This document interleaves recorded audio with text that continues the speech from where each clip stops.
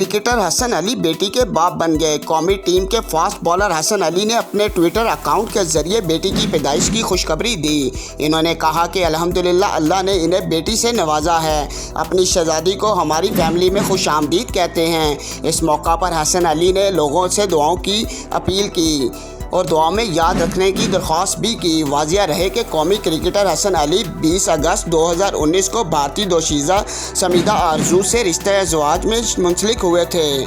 Cameraman Nasir Ali के साथ Atiq Bashir, news time 1 Lahore.